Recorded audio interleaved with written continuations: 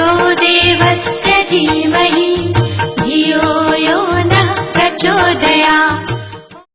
उससे ही यह पता चल जाता है प्रथम दृष्टया ही कि कैसे हमें संसार की नश्वरता देखकर वैराग्य होता है।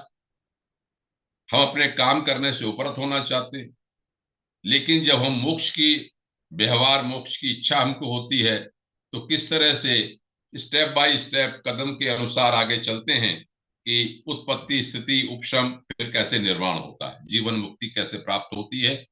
यह भी आप सब लोग जानते हैं कि योग वासिष्ठ मूल रूप से ज्ञान मूलक ग्रंथ है, लेकिन जैसा कि वैदिक जो ग्रंथ है उनकी एक विशेषता है, चाहे वो श्रीमद् भगवद गीता तो श्री महाभारत का केवल एक अंश मात्र है, और श्रीमद् महाभारत के महाभारतकार ने वेद व्यास ने लिखा कि जो कुछ यहाँ पर है वो सब जगह है, जो यहाँ नहीं है वो कहीं नहीं है। वो बड़ा प्रसिद्ध श्लोक है। उसी तरह का श्लोक योग वासिष्ठ में भी एक प्रकरण में लिखा गया कि यद इहास्ति तदन्यत्र, जो यहाँ है वही सब जगह है, यन्नेहास्ति न तत्क्वचित, जो इस ग्रंथ में नहीं है वह कहीं नहीं है। इदम समस्त विज्ञान शास्त्र कोशम विदुर्बुधा, विद्वान लोग इस ग्रंथ को सभी ज्ञान का कोश जानते हैं। प्राय जो भी हमारे वैदिक ग्रंथ हैं उनको इसी तरह से लिखा गया कि सारी शाखाएं उसमें सम्मिलित हो जाती हैं। इसी तरह से महाभारत कहने को तो प्रथम दृष्टया एक युद्ध का ग्रंथ लगता है, लेकिन जब आप उसमें घुसे उसमें जाएं तो आपको लगेगा कि ज्ञान मार्ग, उपासना मार्ग, योग मार्ग, सदाचार, जो भी विषय हो सकते हैं मानव जाति के लिए वह उसमें है। उसी प्रकार से योग वासिष्ठ में भी हम जब इसमें अंदर प्रवेश करते हैं तो पहले के ऋषि मुनियों ने, इनके रचयिताओं ने बड़ा उपकार किया हमारे ऊपर कि ये एक ही ग्रंथ को पढ़ लें, आप समझ लें तो आपको सारी विधाएं उसमें स्पर्श होती हैं। अस्तु, मैं पहले कई विषयों पर इसमें बोल चुका हूं, संसार की नश्वरता के ऊपर, दुख निवृत्ति के उपाय के ऊपर, स्वानुभूति से आत्मज्ञान होता है, अद्वैत है, कल्पनावाद है, जगत क्या है, मन की अद्भुत शक्तियां क्या हैं, सिद्धियां क्या हैं। और पिछले वक्तव्य में बड़ा एक रुचिकर विषय लिया था, वो था मृत्यु का, मौत क्या है, और कुछ उपाख्यान भी जो उसके प्रचलित हैं वह बीच में कहे गए। आज के वक्तव्य में जो मुख्य विषय रहेगा वो है ब्रह्मा और सृष्टि और शक्ति। ब्रह्मा के बारे में सब जानते हैं, तो मैं इस वक्तव्य को इसके लिए ले रहा हूं कि योग वासिष्ठ ब्रह्मा के बारे में क्या कहता है, और यदि समय बचता है तो योग वासिष्ठ जिस ब्रह्मा के बारे में कहता है उस ब्रह्मा के बारे में उपनिषद और वेद में मेरा जितना भी स्वल्प जो भी ज्ञान है वो मैं आपके सामने रखने का प्रयास करूंगा।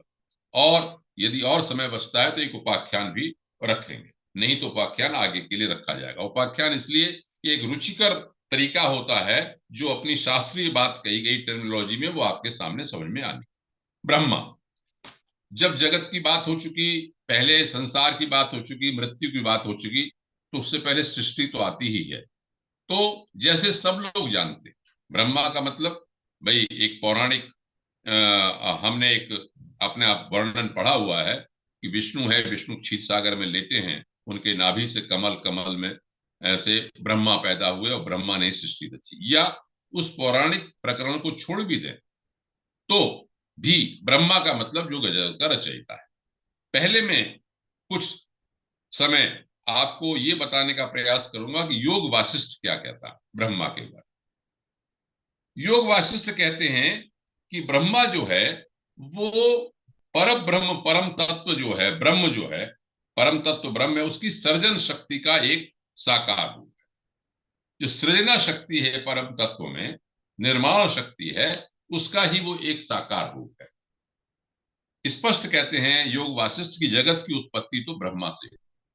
सर्गादौ स्वप्न पुरुषानी न्यायेन आदि प्रजापति ही। आप शब्द पे ध्यान देते रहें, प्रजापति शब्द जब मैं उपनिषद या वेद का बात कहूंगा तो बड़ा महत्वपूर्ण लगेगा। कैसे इंटरलिंक्ड हैं, या पौराणिक कथाएं जिसको हम पढ़ते हैं वो उपनिषदों से वेद मूलक कैसे हैं, ये भी सामने आई।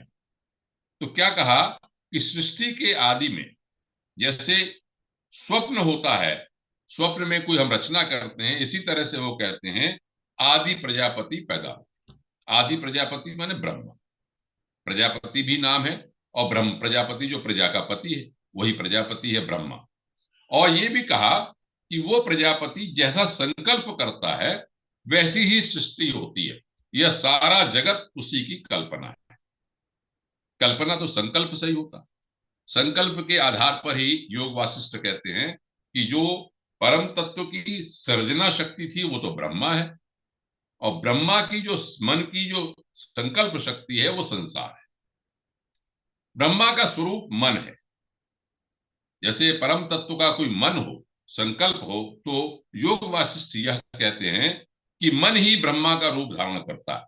देखिए अपनी अपनी कल्पना है, तरह तरह से कहते हैं, लेकिन जानना चाहिए कि हम जिस ग्रंथ को सुन रहे हैं उसमें उसकी कल्पना कैसे की। तो मन ही ब्रह्मा का रूप धारण करता है। ब्रह्मा संकल्प करने वाला मन है। मन ही अपने आप को विस्तृत करके संसार की रचना करता है। मन ब्रह्मा का स्वरूप है और ब्रह्मा मन का स्वरूप है। मन का रूप धारण करके ही ब्रह्मा सृष्टि उत्पन्न करता है। ये तो ब्रह्मा की यहां कल्पना है। अब ब्रह्मा आया कहां से? तो योग वासिष्ठ में कई जगह यह लिखा गया, जिसका निष्कर्ष यह निकलता है कि ब्रह्मा की उत्पत्ति परम ब्रह्म से होती है। उदाहरण देते हैं। अब उदाहरण जो उस समय थे प्राकृतिक रूप में, उसी को वो समझाना चाहते हैं। वो ये कहते हैं कि जैसे समुद्र है, समुद्र का पानी शांत है और चंचल लहर का जैसे उदय होता है, ऐसी परमात्मा से मन का उदय होता है। जैसे निर्मल और क्षोभ रहित समुद्र में स्पंदन उत्पन्न हो जाता है, वैसे ही संसार का कारण ये जो ब्रह्मा है, ये परमात्मा में उदय हो जाता है। जैसे शांत समुद्र में स्पंद होने से एक भाग में गाढ़ापन आ जाता है, एक भाग में ऐसा लगता है कि शांत हो गया मामला। तो वो ये कहते हैं कि ये स्पंदन शक्ति जो है परम तत्व की, यही स्पंदन शक्ति सृजनात्मक शक्ति होती है, ब्रह्मा का रूप धारण कर लेती है, ब्रह्म में स्वयं प्रकट होती है। ये नहीं कोई नई चीज प्रकट होती, ब्रह्म का ही अंश है, ब्रह्म का ही ये ब्रह्मा है, स्पंदन शक्ति प्रकट होती है।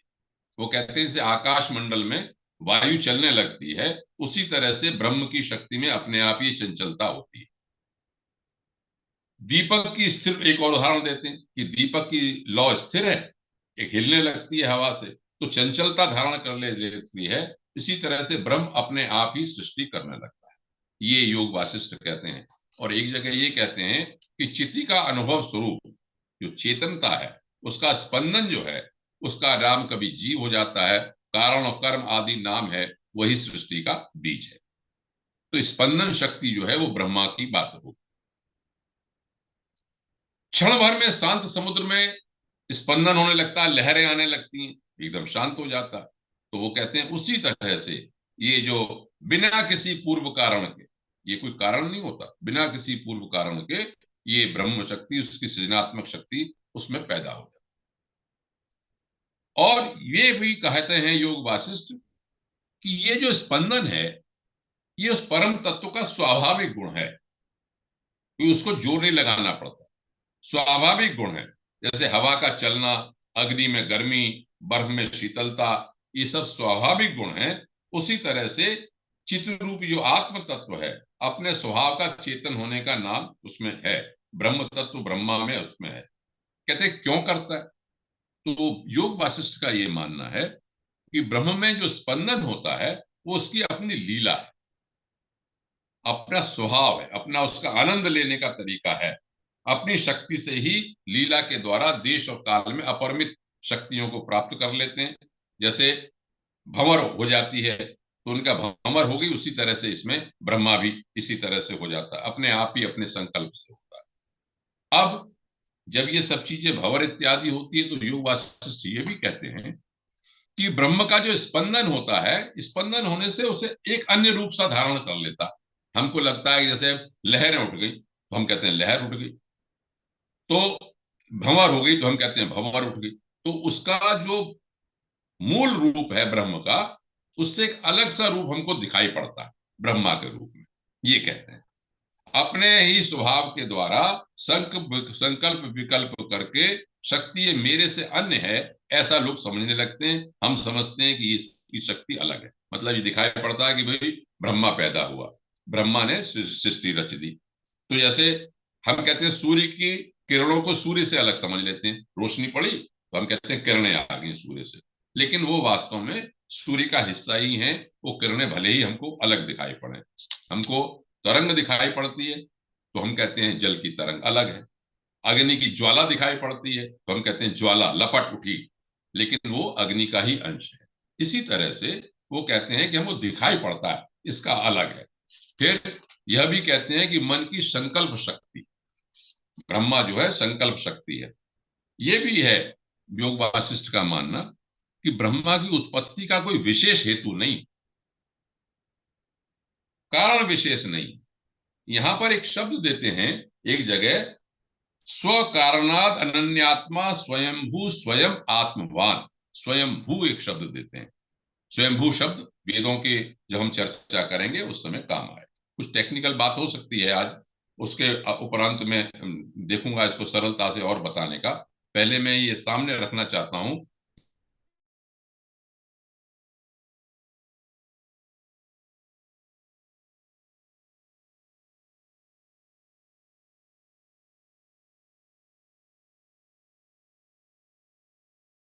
स्वयं उत्पन्न हो जाता है।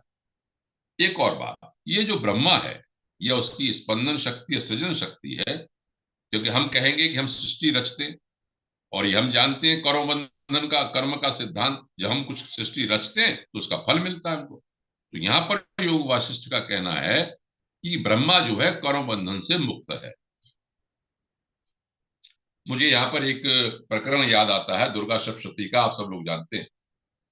प्रथम चरित्र में ये वर्णन है वहां कि जब सृष्टि बिल्कुल प्रलयकालीन मामला था, तो योग निद्रा के वश में भगवान विष्णु सो रहे थे वहां। तो विष्णु के कर्ण के मैल से दो चीजें पैदा हुई, मधु और कैठव राक्षस। वो ब्रह्मा को खाने के लिए दौड़े और वहां पर तपस्या उन्होंने स्तुति की, और स्तुति करने के बाद विष्णु ने उनका वध कर दिया। यहां पर ही बात आती, मधु कैटव माने है, मधु माने मीठा और कैटव माने कड़वा, अच्छा बुरा, पाप पुण्य, दो कर्म फल है। तो जैसी सृष्टि रचने चले ब्रह्मा जी तो दो चीजें सामने आ गई। तो गीता का अगर एक श्लोक हम ध्यान रखें कि उभे बुद्धि युक्तो जहाती है उभे सुकृत दुष्कृते, जब जो बुद्धिमान आदमी है समत्व भावना रख के जब दुष्कृत और सुकृत दोनों को हटा देता है तो उसको पाप नहीं लगता। तो यहां पर यह बात योग वासिष्ठ की सही प्रतीत होती है कि ब्रह्मा कर्म बंधन से मुक्त है। और ब्रह्मा का शरीर, एक और बात, स्थूल नहीं, योग वासिष्ठ कहते सूक्ष्म शरीर, केवल सूक्ष्म शरीर है, एक शक्ति है एक तरह से ये कहिए। और सारे संसार की रचना ब्रह्मा करता, ब्रह्मा से उत्पन्न जगत ये है मनोमय है। जैसे मन की संकल्पना होती है उसी तरह से है।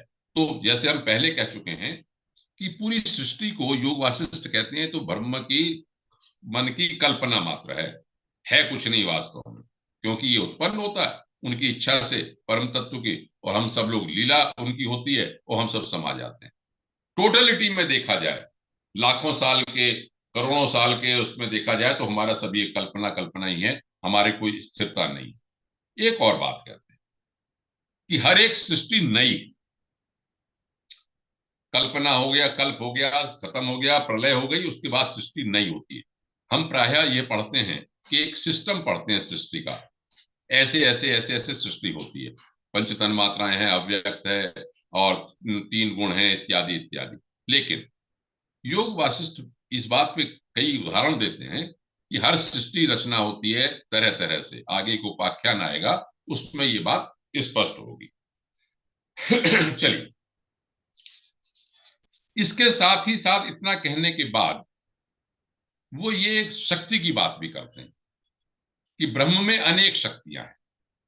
जैसे आप शक्ति के प्रकरण में मैं कई बार बोल चुका हूं, तो वो कहते हैं जो परम तत्व है वो इतनी शक्तियों से उत्पन्न है, वो संपन्न है कि जो जैसी शक्ति चाहे वैसी उसके अंदर है वो असली प्रकट कर सकता है शक्ति को।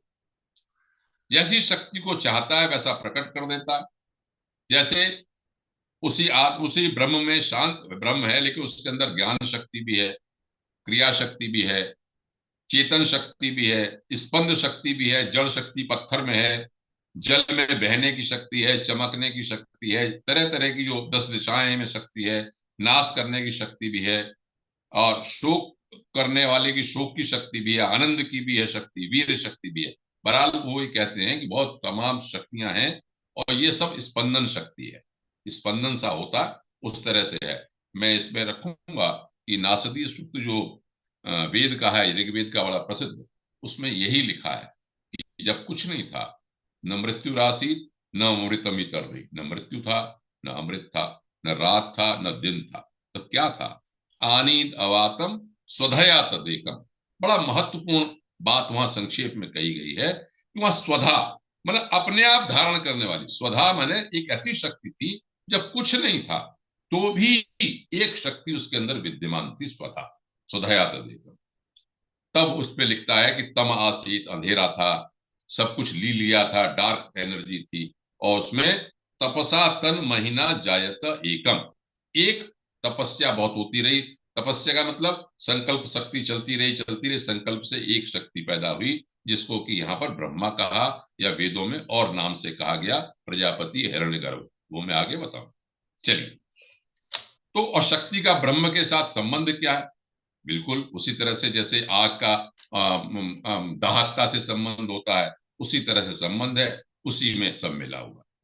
और इस शक्ति के बारे में श्वेताश्वतर उपनिषद में बड़ा अच्छी तरह से कहा गया है कि देवताओं ने देखना चाहा कि परम तत्व क्या है, तो उन्होंने ध्यान लगाया। ते ध्यान योगानुगता अपश्यन देवात्म शक्तिम स्वगणे निरूढ़ाम। उन्होंने ध्यान देखा तो देवता की जो परम तत्व की आत्मशक्ति थी उसको देखा। चलिए, ये तो हुआ बात ब्रह्म के बारे में, ब्रह्मा के बारे में जो योग वासिष्ठ ने लिखा। थोड़ा सा संक्षेप में मेरे पास समय है अभी, उपाख्यान भी मैं बताना चाहता हूं आज, तो थोड़ा संक्षेप करता हूं। उपनिषद क्या कहते हैं? देखिए, पौराणिक कथा आप सब जानते हैं, पौराणिक रूप ब्रह्मा का जानते हैं, चार मुख जानते हैं, वेदों की उत्पत्ति हुई, सब कुछ हुआ, लेकिन ये चीज आई कैसे? क्या इसका वास्तव में ये कपोल कल्पना ही है कि वेद उपनिषद से कोई मतलब है ब्रह्मा का? ये भी जानना चाहिए। तो देखिए, जब मुंडक उपनिषद हमने शुरू में कही थी तो उसका पहला ही मंत्र है कि ब्रह्मा देवानाम प्रथमा संबभूव। देवताओं का जो सबसे आदि देवता था वो ब्रह्मा था। मुंडक उपनिषद कह रही, जो हम बिल्कुल प्रामाणिक मानते हैं, लेकिन उन्होंने क्या कहा? विश्वस्य कर्ता भुवनस्य भोक्ता, विश्व को करने वाला और सारे संसार का पालन करने वाला। क्या मतलब? एक शक्ति ऐसी है जो ब्रह्मा के रूप में मुंडक उपनिषद ने मानी। अब तैत्तरीय उपनिषद में क्या उसी बात को कहा, जैसे इसमें कहा कि भाई समुद्र में जैसे स्पंदन हुआ, लहर उठी, उसी की अपनी शक्ति है। तो तैत्तरीय उपनिषद जब हम बता चुके हैं तो उसमें हमने क्या कहा था कि तद आत्मानं स्वयं अकुरुत, उस परम तत्व ने अपने को स्वयं ही प्रकट किया, इसलिए उसे सुकृत कहते हैं। और जो सुकृत है रसो वैसह, वह रस वाला है। अब इसको देखिए, जब हम प्रश्नोपनिषद पे आए तो प्रश्नोपनिषद में 6 ऋषि हैं। तो 6 ऋषि में सुकेशा, सत्यकाम, सौर्यायणी, आश्वलन, भार्गव और कबंधी। तो कबंधी ने जो प्रश्न पूछा वो इसी सृष्टि के बारे में पूछा था पिपलाद ऋषि से। क्या कहा कि भगवान कुतो व इमा प्रजा प्रजायंत, ये प्रजा कैसे प्रकट होते हैं? अब देखिए, आप वहां ब्रह्मा का शब्द नहीं आया, लेकिन सृष्टि की बात तो हुई, तो कोई ना कोई बात लिंक करती है। तो मेरी अपनी बुद्धि है वो है, वहां कहा उन्होंने प्रजा कामो वही प्रजापति ही, जो परम तत्व था उसने उत्पन्न करने की इच्छा की, प्रजापति हो गया। वहां पर जो प्रजापति नाम एक मैं ब्रह्म सूत्र में उसमें योग वासिष्ठ में बताया, तो यहां पर तैत्तरीय प्रश्न उपनिषद कहता है प्रजापति। तो मेरा कहना अपना, मेरी बुद्धि जितनी भी है, मैं जानता हूं कि एक शक्ति जो सृजन शक्ति है वही ब्रह्मा है। सृजन शक्ति जो प्रजा, जब वो परम तत्व कहता है कि मुझे सृजन करना है, तो और जगह भी आता है। और तब उसने क्या किया? स तपोतप्यत, संकल्प किया, तप किया। तप माने संकल्प। आसान नहीं है कि हम तो यहां पर कुछ संकल्प करते हैं तो कितना समय लगता है। परम तत्व ने पूरी सृष्टि रचने की संकल्पना की, तो वहां पर मिथुनम उत्पादयते, दो चीजें उत्पन्न की। देखिए, सृष्टि के लिए दो चीज, आगे एक और बताऊंगा उदाहरण। यहां पर उसका नाम दिया रई और प्राण, एनर्जी एंड मैटर। ये बड़ा महत्वपूर्ण चीज है जो आगे साइंस को डेवलप किया लोगों ने। रई और प्राण, प्राण माने एनर्जी, रई माने मैटर। तो ये उत्पादन हुआ। एक तो ये लिखा तैत्तिरीय उपनिषद। ऐतरेय में क्या कहा सृष्टि के बारे में? स ईक्षत, उस परम तत्व ने ईक्षण किया, संकल्प किया, क्या? लोकानुसृजत, मैं लोगों की रचना करूं। एक और बड़ा रोचक उदाहरण या रोचक बात बृहदारण्यक में आती है। वो कहते हैं परम तत्व जो था, अब आगे एक बात कही ना, वो क्यों करता है? लीला करता है वो तो अपनी। इस लीला के ऊपर जब हम श्रीमद् भागवत में और सब ये कहते हैं लीलाधारी कृष्ण है, भगवान लीला करते हैं, तो कहते हैं अरे ये कैसी कैसी बातें करते हैं। नहीं, वो परम तत्व, उपनिषद भी कहते हैं, वहां लिखा स नैव रेमे, वो रममाण नहीं हुआ, उसमें कोई हलचल नहीं हुई। हलचल क्यों नहीं हुई? वहीं पर लिखा है एकाकी न रमते, अकेला रमण नहीं कर सकता हूं, रमण करने के लिए कुछ और चीज होनी चाहिए। तो वहां पर यह लिखा स द्वितीयम ऐच्छत, उसने दूसरे की इच्छा की। जैसे पति पत्नी एक दूसरे को चाहते हैं, तो उसने वहां क्या किया? स इमम एव आत्मानम द्वेधा अपरयत, उसने अपने को ही दो हिस्सों में बांट लिया। अर्थ मैं जो जोड़ना चाहता हूं, ये सृष्टि भी वही है, परमात्मा की ही है। जो ऊपर कह आए तैत्तिरीय उपनिषद में, वो यही कहा कि उसने अपनी संकल्प शक्ति से मिथुन बन गया। जैसे प्रश्नोपनिषद में मिथुन कहा, रयो प्राण, यहां भी कहा कि पति पत्नी जैसे जुड़े होते हैं, इसी तरह से उन्होंने संकल्प शक्ति की और दो बन गए, और उसको कहा प्रजापति। वहां पर प्रजापति का मामला शुरू हुआ। अब देखिए, बहुत इंटरेस्टिंग बात आपको लगेगी, ये जो वेद के संबंध में जो है। अब आते हैं वेद। मैं 5-10 मिनट वेद लेके फिर उपाख्यान की ओर जाऊंगा। आज उपाख्यान जरा इंटरेस्टिंग लगता है, इसलिए उस बात को। वेद क्या कहते हैं? ये क्या, ये ब्रह्मा, ये प्रजापति, ये हिरण्यगर्भ सब आते हैं सामने। तो इसके लिए सबसे महत्वपूर्ण, बहुत आसान चीज, जो आर्य समाज विधि से संध्या करते हैं, उसमें ओम विश्वानी देव से अग्नय नय तक के मंत्र हैं। वो बड़े इंटरेस्टिंग मंत्र हैं। जब मैंने आज उनको कल परसों खोजना चाहा, तो सृष्टि की रचना के संबंध में ही मुझे बहुत ही इंटरेस्टिंग तथ्य उसके अंदर मिले। क्या कहते हैं? हिरण्यगर्भ समवर्तताग्रे भूतस्य जातः पतिरेकवासी, हिरण्यगर्भ था, सदाधार पृथ्वीं द्यामोते माम कस्मै देवाय हविषा विधेम। वो एक तत्व हिरण्यगर्भ था सामने, उसने ये सब पृथ्वी और इत्यादि सदाधार पृथ्वी द्यामुतेमाम, अंतरिक्ष को सबको धारण किया। कस्मई देवाय हविषा विधेम, ऐसे कह रूपी देवता को, आनंदमय देवता का हम नमस्कार करते हैं। कस्मई के लिए लोग बहुत से कहते हैं, किस देवता को नमस्कार करते हैं? नहीं, मैं भी बताऊंगा आप। बड़ा इंटरेस्टिंग बात। ये अगर मत आप पढ़ लें और इनके संदर्भ यदि जान जाएं, तो बहुत ही आपको रुचि लगेगी, खास तौर से जो मैं सब्जेक्ट बताना चाह रहा हूं। क्या? हिरण्यगर्भ संवर्तताग्रे, ये मंत्र दो जगह आया है। मैं बताने देता हूं, फिर देखेंगे, उपाख्यान का समय बचेगा तो कोई बात नहीं, लेकिन ये बड़ी रुचिकर बात और जानने लायक बात। एक यजुर्वेद के 13/4 में आया, वहां पर प्रजापति देवता है। जैसे मैं बार बार कहता हूं, हर मंत्र का एक देवता होता है, एक ऋषि होता है। और वहां पर 25/10 में भी आया, 25/10 में भी ये मंत्र आया। वहां पर देवता जो है वो हिरण्यगर्भ है और ऋषि प्रजापति है। देखिए, ऋषि प्रजापति है, देवता हिरण्यगर्भ है। दोनों एक दूसरे से संबंधित हैं, जो ब्रह्मा से हम संबंधित बताते हैं। कस्मै देवाय हविषा विधेम कई मंत्रों में आए हैं, लेकिन जब 12/102 यजुर्वेद का मंत्र पढ़ते हैं तो उसमें ऋषि तो हिरण्यगर्भ है और देवता कह है। कह, कह माने आनंदमय। मैं यहां पर इतना कहना चाहता हूं, हिरण्यगर्भ ऋषि है, कहीं देवता है, प्रजापति देवता है, और यह देवता कह है, सब संबंधित है एक दूसरे से। जो परम तत्व का आनंदमय रूप है वही से हिरण्यगर्भ और वही से प्रजापति से संबंध है, ऐसा लगता है। क्यों कि नासदी सूक्त में जब ये कहा कि कामस तदग्रे समवर्तताधि मनसो रेतः प्रथमम संबभूव, काम, ये कह जो है, ये जब कादि विद्या के रूप में परिणित हुआ शाक्त में जाके, तो कह का मतलब हो गया काम। कामो योनि काम कला वज्रपाणी, क का जैसे अक्षर हुआ काम, काम माने इच्छा, संकल्प भगवान का। सृष्टि, जब सृष्टि करनी हो तो क को पहले लाते हैं, इसीलिए कहते हैं कस्मै देवाय हविषा विधेम। क जो है वो आनंदमय रूप है।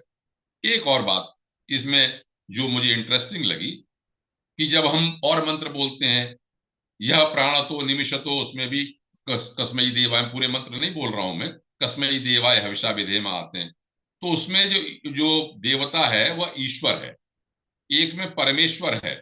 यह आत्मदा बलदा वाला जब मंत्र बोलते हैं कस्मै देवाय हविषा विधेम, 25/13 मंत्र आता है, तो उसमें परमात्मा देवता है। प्रजापति शब्द भी आया इसमें, प्रजापते नत्व देता नन्यो विश्वा जाता निपरिता बभूव, यत कामास्ते जुहु मस्तन्नो अस्तु वयम श्याम पतयो रयिणाम, हम सब बहुत समृद्धि के मालिक हो जाएं, वहां प्रजापति शब्द आया। और प्रजापति शब्द ये ऋग्वेद का मंत्र है। तो कहने का अर्थ ये, संक्षेप अगर मैं करूं, एक और चीज बताता जाता हूं। 32वां अध्याय यजुर्वेद का जो है वो आज के संदर्भ में बड़ा महत्वपूर्ण है। उसमें 1 से लेके जो 12 मंत्र हैं, उसका ऋषि है स्वयंभू ब्रह्म। देखिए, स्वयंभू ब्रह्म जिसे ब्रह्मा के रूप में कहा गया, अपने आप पैदा होने वाला ब्रह्म। और उसके देवता कौन कौन से हैं? देवता देखिए अलग अलग, परमात्मा है, हिरण्यगर्भ है, परमेश्वर है, विद्वान है, आत्मा है। तो कह है, इसका अर्थ क्या हुआ? हम जो बात कहते हैं कि ब्रह्मा उस परम तत्व की सृजनात्मक शक्ति है, ये बिल्कुल सही है, कोई अलग से आकार नहीं। बाद में समझाने के लिए इस तरह के आकार को सामने रखा गया, जिससे हम जान लें, और कि हमने जब कहा उस शक्ति को, तो सृजन शक्ति, इस तरह से शक्ति क्यों? वेदों की उत्पत्ति होनी, वेद से ही सब कुछ बना है। और ब्रह्मा वो शक्ति जो है, जो ब्रह्म, ये वेद जो है वो परम तत्व के ही, उन्हीं की वाणी है, इसको रखने के लिए आगे कहा गया। एक मंत्र बता के, बड़ा महत्वपूर्ण मंत्र, मैं अपनी बात को आगे उपाख्यान की ओर ले जाना चाहूंगा। देखिए, यजुर्वेद का जो 32वां अध्याय मैंने बताया, उसका पहला मंत्र बड़ा महत्वपूर्ण है, उससे काफी संशय मिट जाते हैं। क्या कहते हैं? मैं मंत्र बोल देता हूं, उसका अर्थ बता देता हूं। तदेव अग्नि, तद आदित्य, तद वायु, तदु चंद्रमा, तदेव शुक्रम, तद ब्रह्म, त आप, त प्रजापति। हिंदी में इसका अर्थ क्या हुआ? इतना बढ़िया, मैं कहता हूं हमारे वैदिक धर्म में ऋषि मुनियों ने जो विचार दिया, समन्वयवादी कभी हो ही नहीं सकता। आप लोग जो, हम लोग अपने विवाद करते हैं, अगर इन सब चीजों को, वेद को पढ़ने, तो विवाद सब समाप्त हो जाए। क्या अर्थ हुआ इसका?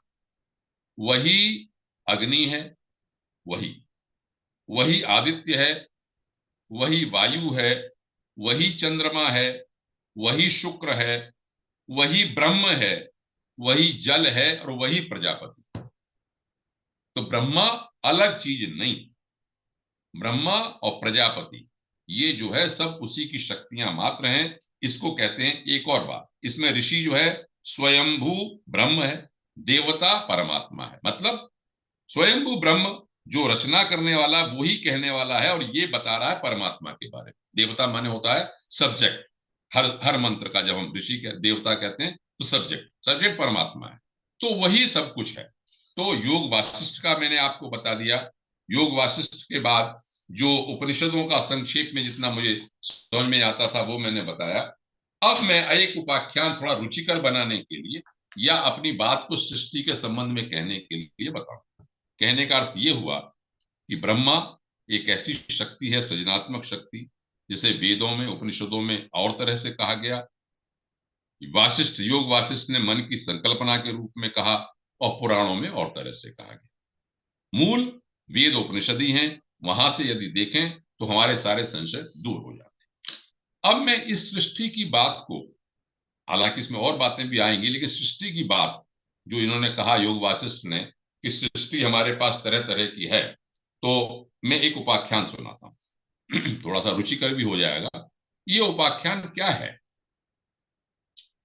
कि वशिष्ठ जी कह रहे हैं श्री रामचंद्र जी से कि देखो भैया, इस संसार सागर को पार करने के लिए दो तरीके हैं, और जो भी तरीका होता है उसको योग कहते हैं। योग क्या कहते हैं? या तो परमार्थ यथार्थ ज्ञान कर लो, या अष्टांग योग वाले रास्ते में चले जाओ, प्राण निरोध कर लो, उसे कहते हैं। यहां इन्होंने कहा प्राण निरोध।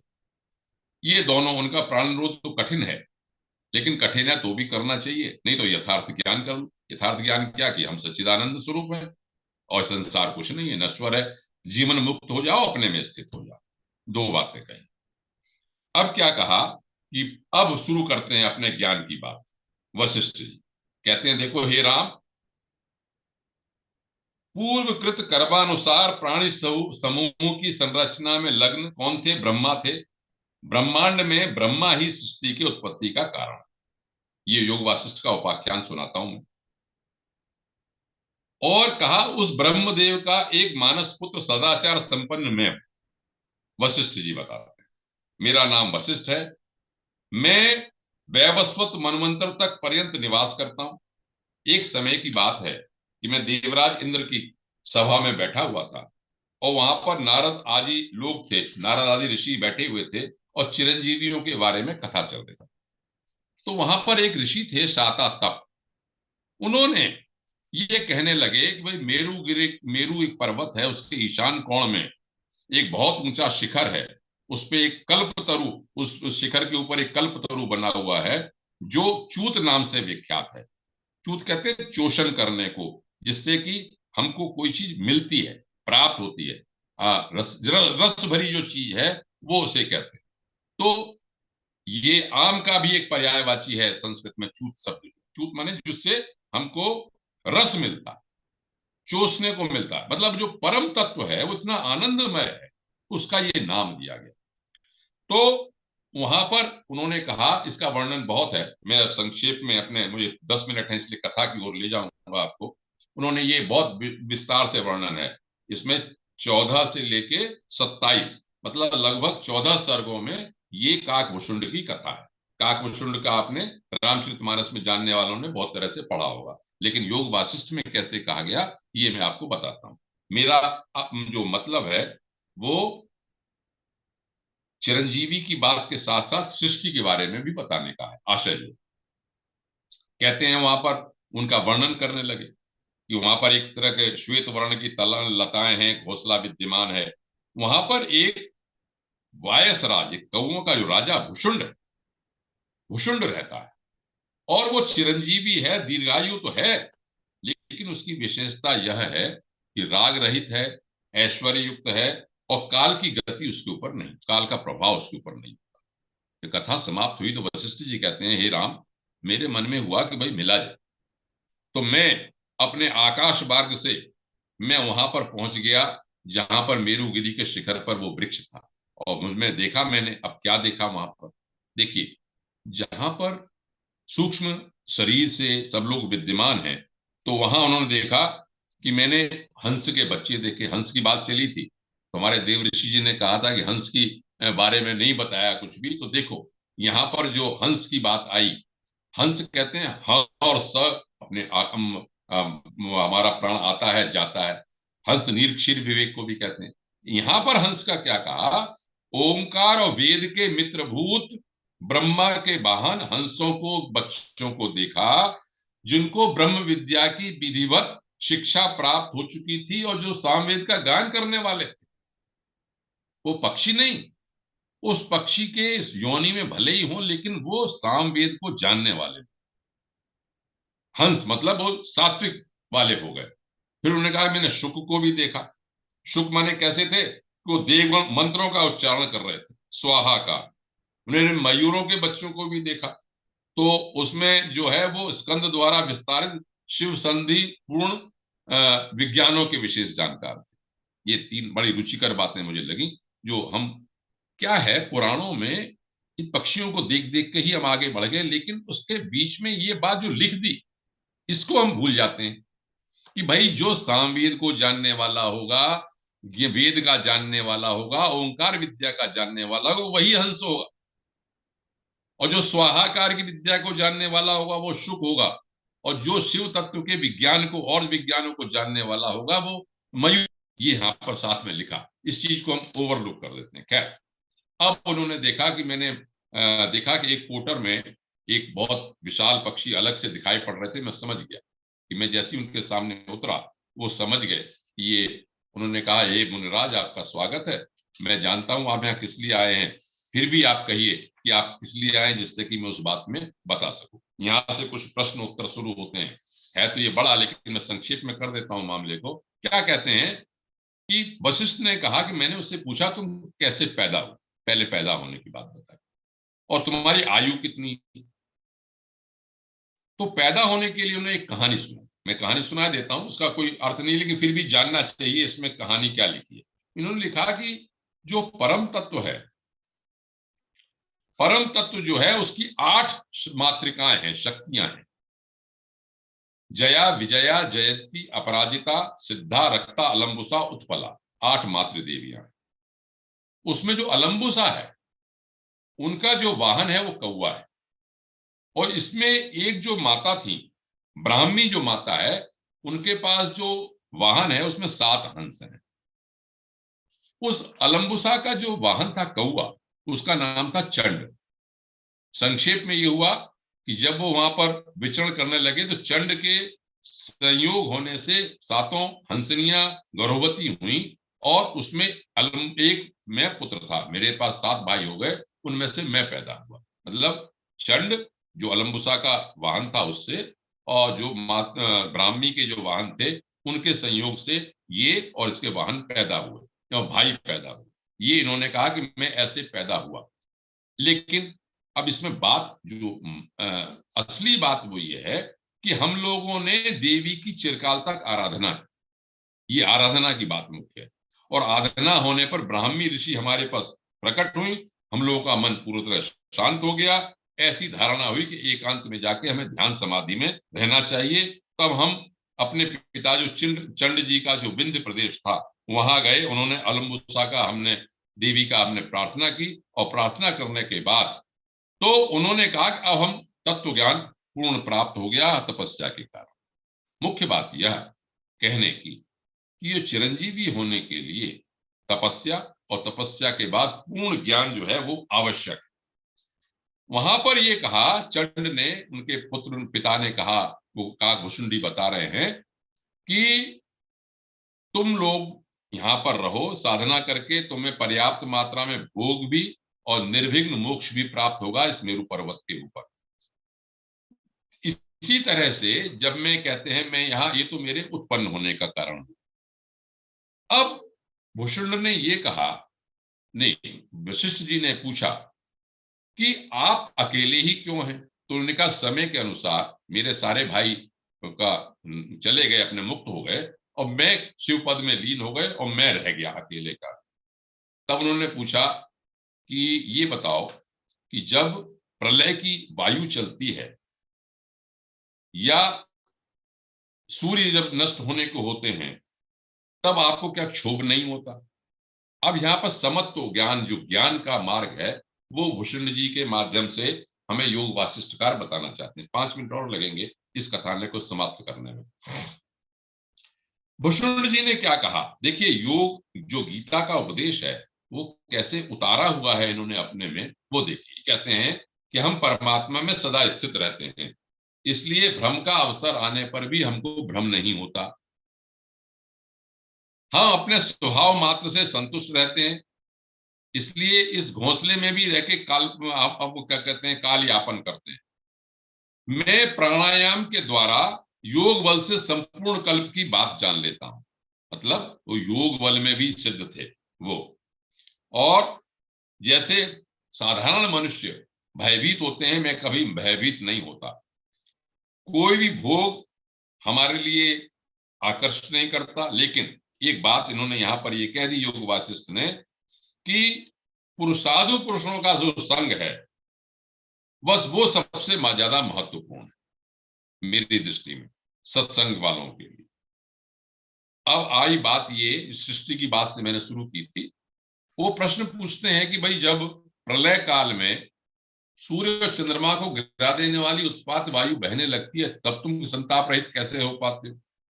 तो क्या कहते हैं भूषण जी, सृष्टि की बात और चिरंजीवी होने की बात, कि कल्पांत के अंत में जब सांसारिक व्यवहार का नाश हो जाता है, तो मैं सूक्ष्म शरीर से इस घोंसले को छोड़ के ऊपर चला जाता हूं और सारी कल्पनाओं से रहित हो जाता हूं और सुषुप्त अवस्था से निर्विकल्पक समाधि में जाकर स्थित होता हूं।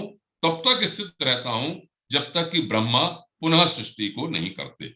जब सृष्टि कर देते हैं तब आ जाते हैं। तो वो कहते हैं कि यदि तुम धारणा ध्यान समाधि के अनुसार अखंड रूप से स्थित होते हो तो और योगी क्यों नहीं रहते? और योगियों को रहना चाहिए। तो उन्होंने कहा ये तो परमेश्वर की नियामक शक्ति है, जो जिस तरह से रखते हैं, परमेश्वर ने मुझे इस तरह से चिरंजीवी बना रखा है, इसलिए मैं चिरंजीवी हूं। अब बात ये आती है कि तुम्हें, अब सृष्टि की बात आई। वशिष्ठ जी ने एक प्रश्न किया, काफी सारी चीजें हैं, मैं उसे संक्षेप में कर रहा हूं कि सृष्टि के बारे में तुमको क्या याद है। मैं ये बात कहना चाहता हूं, मेरे दिमाग में जो अटका कि ये सृष्टि एक तरह से बार बार नहीं होती। इसकी पुष्टि जो योग वासिष्ठ में कहा कि अलग अलग सृष्टि नई तरह से होती हैं, तो ये इस काकभूषुंड के प्रकरण के माध्यम से कही गई। अच्छा लगता है सुन के कि भाई ऐसा नहीं है कि एक ही तरह से सृष्टि बार बार होती। देखो इसमें क्या क्या कहा, उन बात को मैं अपने सामने आपके रखता हूं। तुम्हारी आयु बहुत लंबी है, वशिष्ठ जी कह रहे हैं, तुम बताओ इस सृष्टि के क्रम में तुम्हें आश्चर्यजनक किस किस सृष्टि का स्मरण? तो क्या कहते हैं कि मुझे ऐसी पृथ्वी का भी स्मरण है जो शिला और वृक्षों से रहित थी, तृण और लता भी नहीं थे। मुझे ऐसी भी सृष्टि पता है जो 11,000 वर्षों तक भस्म से परिपूर्ण रही। मुझे खूब याद है एक ऐसी सृष्टि में कि असुरों का और देवताओं का युद्ध चल रहा था और सारे सारे चतुर्युगी तक, एक चतुर्युगी तक केवल असुरों के ही अधिकार में रही। इसको जब मैं पढ़ता हूं तो एक जो सिस्टमेटिक जो हमको ज्ञान है, वो ऐसा लगता है कोई जरूरी नहीं कि सिस्टमेटिक ही रहे, कि हमेशा देवताओं का ही अधिकार रहे। उन्होंने लिखा एक चतुर्युगी मैंने ऐसी भी देखी जिसमें केवल असुरों का ही अधिकार रहा। फिर कहा कि एक चतुर्युगी के 2 युग तक मैंने केवल वृक्ष ही वृक्ष देखे। इसमें एक समय वसुधा चारों युगों तक घने पर्वतों से आच्छादित रही। मुझे ऐसा भी याद आता है कि एक बार तो जब अंतरिक्ष में देवता वो अंतर ध्यान हो गए थे, तो अंधकार ही अंधकार हो गया था। मेरे सामने सैकड़ों चतुर्युगियां बीत गई। मुझे एक ऐसी सृष्टि का भी याद है जिसमें पर्वत और भूमि का नाम निशान नहीं था। चंद्रमा और सूर्य के बिना ही पूर्ण प्रकाश छाया रहता था। देवता और सिद्ध मानव आकाश में रहते थे।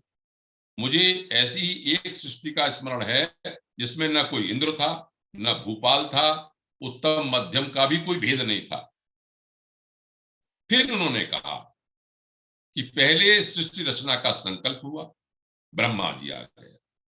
फिर 3 लोकों का निर्माण हुआ, फिर कुल पर्वतों की स्थापना हुई।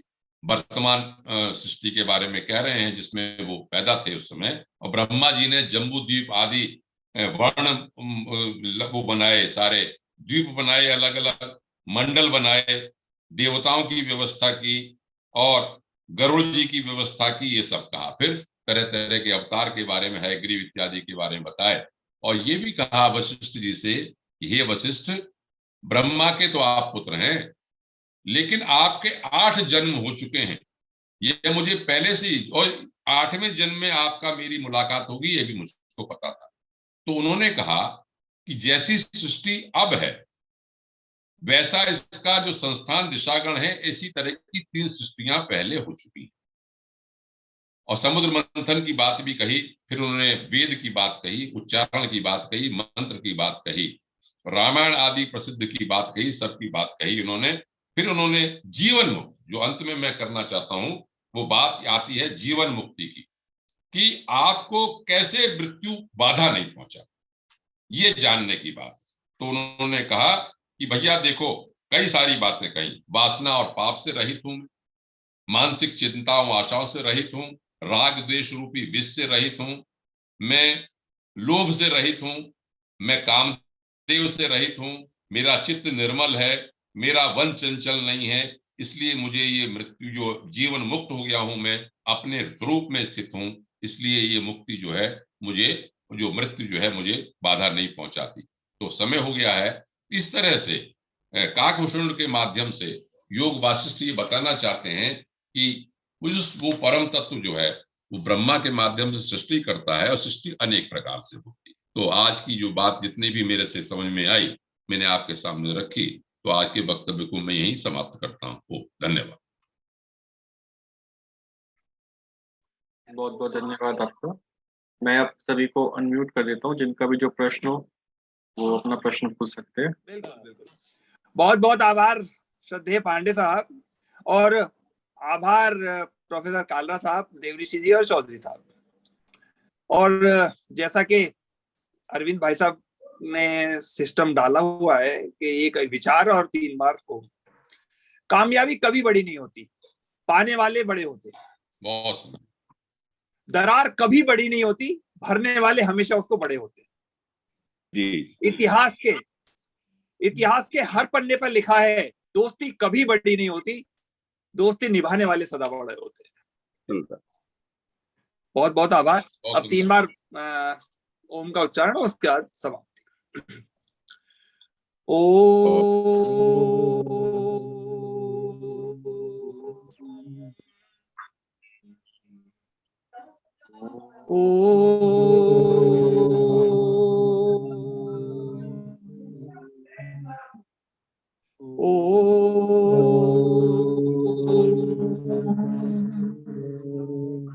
शांति शांति शांति। सभी को प्रणाम। सभी को प्रणाम। नमस्कार।